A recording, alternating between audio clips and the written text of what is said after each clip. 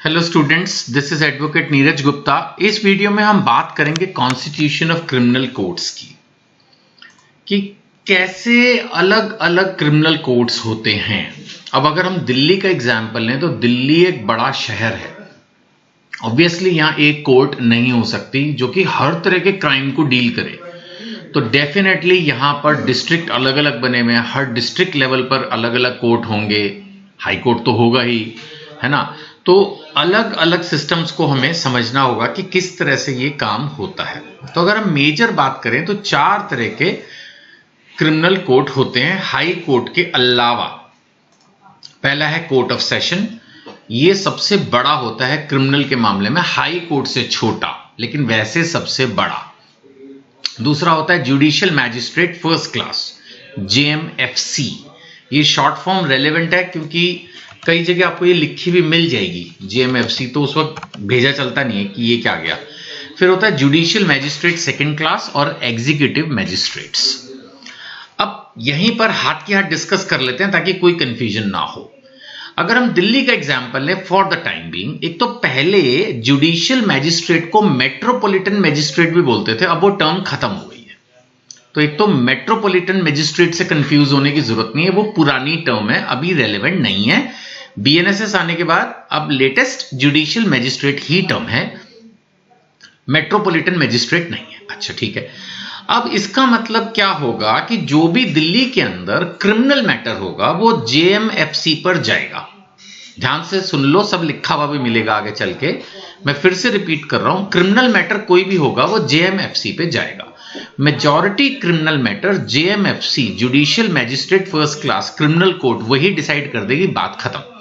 लेकिन कुछ मैटर जो थोड़े से ज्यादा टिपिकल होते हैं लाइक रेप एंड मर्डर, इसमें JMFC जुडिशियल मैजिस्ट्रेट जो फर्स्ट क्लास है वो पहले जो है इसके अंदर कॉग्निजेंस लेगा, यानी कि वो उस बात को समझेगा, उससे रिलेटेड कोई बेसिक इंक्वायरी करेगा, documentation whatever, and then ultimately उस मैटर को कोर्ट ऑफ सेशन पे भेज देगा।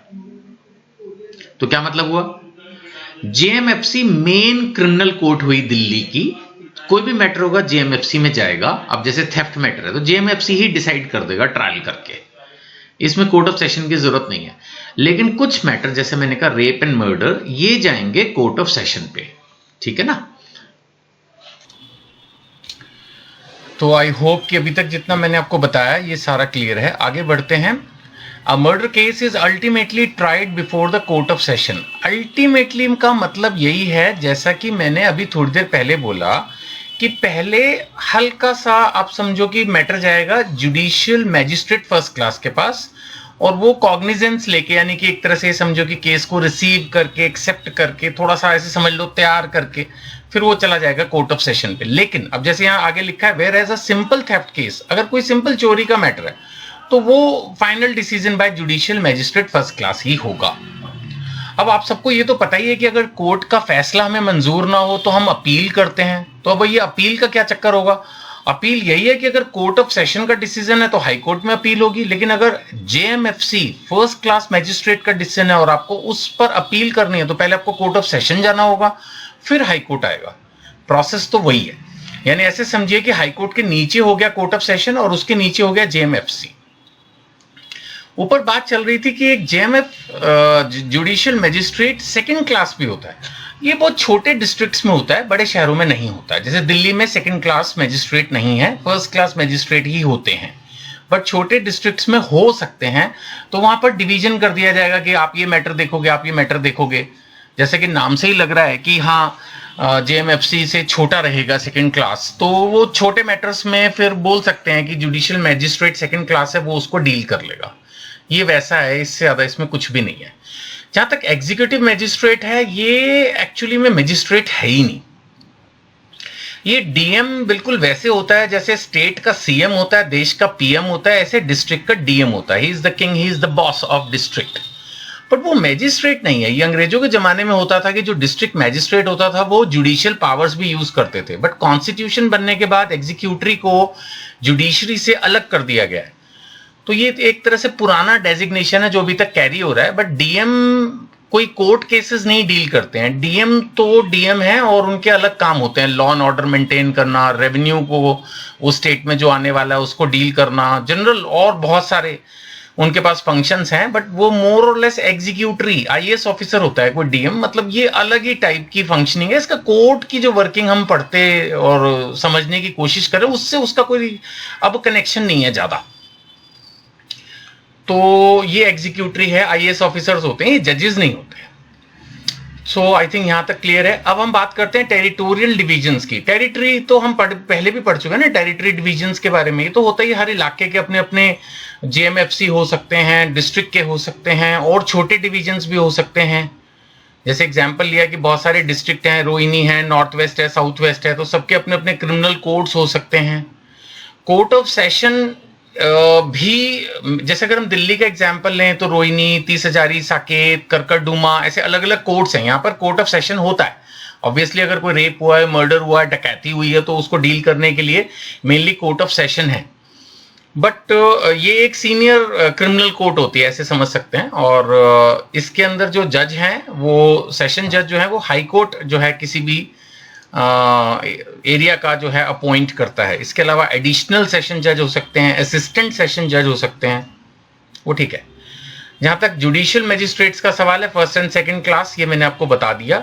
जैसे दिल्ली जैसे शहर में मेनली जेएमएफसी फर्स्ट क्लास ही हैं। बाकी एक चीफ जुडिशियल मैजिस्ट्रेट भी एक डेजिग्नेशन है जिसको अपॉइंट किया जाता है, चीफ जुडिशियल मैजिस्ट्रेट। इनका मतलब है कि ये जितने भी मैजिस्ट्रेट्स हैं उनके एक तरह से हेड हो गए, चीफ जुडिशियल मैजिस्ट्रेट। तो हाई कोर्ट जो है एक अपॉइंट कर रहे हैं 1 जुडिशियल मैजिस्ट्रेट फर्स्ट क्लास, ये हो गए चीफ जुडिशियल मैजिस्ट्रेट, राइट। और ये एडिशनल भी अपॉइंट कर सकते हैं। तो ये सब डिविजनिंग है। एक्चुअली क्या होता है, जितना बड़ा शहर उतने ज्यादा लोग, जितने ज्यादा लोग उतने ज्यादा क्राइम, जितने ज्यादा क्राइम उतने ज्यादा केसेस, तो नेचुरली उतनी अथॉरिटीज। अब एक जज साहब एक दिन में 100 केस देख लेंगे, पहली बार 100 भी बहुत ज्यादा होता है, 50 देखेंगे, तो फिर अब सोचो कितने सारे लोग चाहिए। तो अगर कॉन्स्टिट्यूशन या सिस्टम ये बोलता है कि भाई सेशन जज होना चाहिए, तो एक सेशन जज से काम नहीं होगा, एडिशनल भी चाहिए, असिस्टेंट भी चाहिए, सो एंड सो ऑन।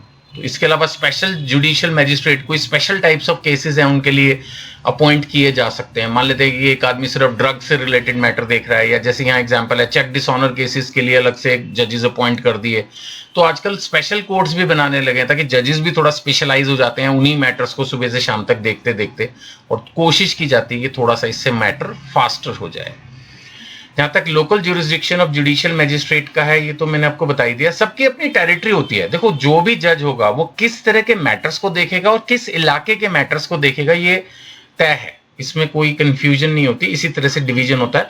और नेचुरली एक ही आदमी सब कुछ नहीं कर सकता, तो डेफिनेटली उसके असिस्टेंट्स भी होंगे, एडिशनल भी होंगे, डेप्यूटी भी होंगे। वो अलग अलग नामों से ये बनाने का कल्चर है। इनकम टैक्स में भी आप जाओगे ना, तो एक chief commissioner of income tax होगा, फिर एडिशनल होंगे, डेप्यूटी होंगे, असिस्टेंट होंगे, ऐसे ही बनाते रहते हैं। पुलिस में भी ऐसे ही है ना, कमिश्नर ऑफ पुलिस होंगे, फिर उसके नीचे असिस्टेंट्स होंगे, डेप्यूटीज होंगे, बहुत बहुत इस तरह से वो हर जगह करना ही पड़ता है। जितना बड़ा, मैंने कहा ना, राज्य है, जितना बड़ा डिस्ट्रिक्ट, और हिंदुस्तान तो वैसे भी पॉपुलेशन के मामले में वर्ल्ड नंबर 1, तो इतने लोग हैं, इतने मैटर्स हैं, तो obviously you need lot of authorities, right. अगर हम डीएम की बात करें, जो थोड़ी देर पहले मैंने बात की थी, इसमें ये मैजिस्ट्रेट वर्ड पुराना है, अंग्रेजों के जमाने से जो अभी तक चला आ रहा है। मोर और लेस वो मैजिस्ट्रेट की तरह से बिहेव नहीं करते हैं, कोई कोर्ट नहीं चलाते हैं, लेकिन फिर भी वो इलाके का लॉ एंड ऑर्डर जरूर मेंटेन करते हैं, पुलिस को डील करते हैं। और बीएनएसएस में भी अब मान लेते हैं कि दंगा फसाद रोकने के लिए ऑर्डर इशू करना है कि हाँ भाई अब कोई इकट्ठा नहीं होगा एंड ऑल दैट, तो प्रोहिबिटरी ऑर्डर्स हैं जो कि to prevent the breach of peace, इसमें डीएम का रोल रह सकता है। कोई डिजास्टर मैनेजमेंट है, इलेक्शन ड्यूटी है, रेवेन्यू एडमिनिस्ट्रेशन, ये बहुत बड़ा काम है, तो ये कहलाते हैं एग्जीक्यूटिव मैजिस्ट्रेट्स। अब जैसे माना कोई कम्युनल वायलेंस है, तो उसके लिए इनको कोई ऑर्डर इशू करने हैं, तो स्पेशल एग्जीक्यूटिव मैजिस्ट्रेट भी हो सकते हैं। अब जैसे एग्जांपल लिया, कुंभ का मेला हुआ है या कोई और बहुत बड़ी इवेंट है, अभी पीछे G20 था, 20 देशों के लोग आए थे, तो इस तरह के किसी मैटर में भी उनको एंगेज किया जा सकता है। बाकी इनका भी अपना एक लोकल ज्यूरिसडिक्शन होगा, हर इलाके का अपना डीएम होगा और एसडीएम होगा एंड ऑल दैट। वो हर जगह डिविजनिंग तो हर जगह चलेगी। मैंने आपको बोला ना, चाहे इनकम टैक्स डिपार्टमेंट हो, जीएसटी हो, पुलिस हो, अब हमारी जुडिशरी है या एग्जीक्यूटिव मैजिस्ट्रेट है, सब जगह ये डिविजनिंग चलती है, इसमें कुछ नहीं है। ये सिस्टम ऐसे ही चलता है। इसको आप पढ़ोगे तो इसमें समझ में ना आने जैसा कुछ नहीं है। मेमोराइज करने में थोड़ा सा दिक्कत महसूस हो सकती है, बट इतनी भी कोई आफत नहीं है, एक आध लाइन ऊपर नीचे हो जाए, कंसेप्ट मोरलेस वही है। इसके अलावा पीपी भी होता है, पब्लिक प्रोसिक्यूटर। ये क्या होता है? देखो एक चीज समझना, अगर सपोज किसी बंदे के घर चोरी हुई, तो अब इस पे जो कोर्ट केस चलेगा ना, उसमें उसको वकील का खर्चा नहीं करना। कोई भी क्राइम इंडिया में होता है तो ये माना जाता है that is a crime against the state, यानी कि भारत सरकार के खिलाफ ये क्राइम हुआ है, तो भारत सरकार खुद उस मैटर को डिफेंड करती है, यानी कि आपको एक सरकारी वकील मिलता है जिसको पब्लिक प्रोसिक्यूटर बोलते हैं। अब इसमें भी पब्लिक प्रोसिक्यूटर भी हैं जो हर तरह के क्रिमिनल मैटर्स में कोर्ट में अपीयर होते हैं, और असिस्टेंट पब्लिक प्रोसिक्यूटर्स भी हैं, राइट। तो जो भी केसेस कोर्ट में चलते हैं जेएमएफसी जैसे फर्स्ट क्लास मजिस्ट्रेट में, तो इसमें पब्लिक, लेकिन याद रखना पब्लिक प्रोसिक्यूटर किसके लिए होगा? विक्टिम के लिए, जिस पर एक्यूज्ड है, जो मतलब जिस पे, अब जैसे किसी ने रेप कर दिया तो पीपी विक्टिम को मिलेगा, जो एक्यूज्ड है उसको तो प्राइवेट वकील ही करना पड़ेगा। एक डायरेक्टरेट ऑफ प्रोसिक्यूशन भी बना दिया गया है, उनके हेड बना दिए डायरेक्टर। तो ये एक एडमिनिस्ट्रेटिव डिपार्टमेंट हो गया कि हाँ जी, जो भी हमारा प्रोसिक्यूशन सिस्टम है इसको वो सुपरवाइज एंड इम्प्रूव करते हैं। वैसे बहुत सारे एडमिनिस्ट्रेटिव डिपार्टमेंट्स रहेंगे नेचुरली। जब इतना सारा काम अगर हम जो पढ़ते हैं उन सबको करने के लिए, आप कभी जाके देखो कोर्ट में क्या रश होता है, इतना काम है। तो सिर्फ कोर्ट ही नहीं होगा, और भी बहुत सारे डिपार्टमेंट है। फॉरेंसिक जो लैब्स हैं वो अलग काम करती हैं।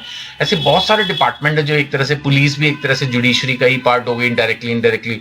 ऐसे मिलकर ये सारे डिपार्टमेंट, इतने इतने सारे लोग काम करते हैं, तब भी नेचुरली एक ब्लेम रहता है कि भाई बहुत स्लो है और डिसीजन होने में सालों निकल जाते हैं। तो करें क्या, इतने सारे मैटर्स होते हैं, अगर एक ही मैटर को लेकर बैठे रहेंगे तो फिर मैटर ही 5 साल बाद उठेगा।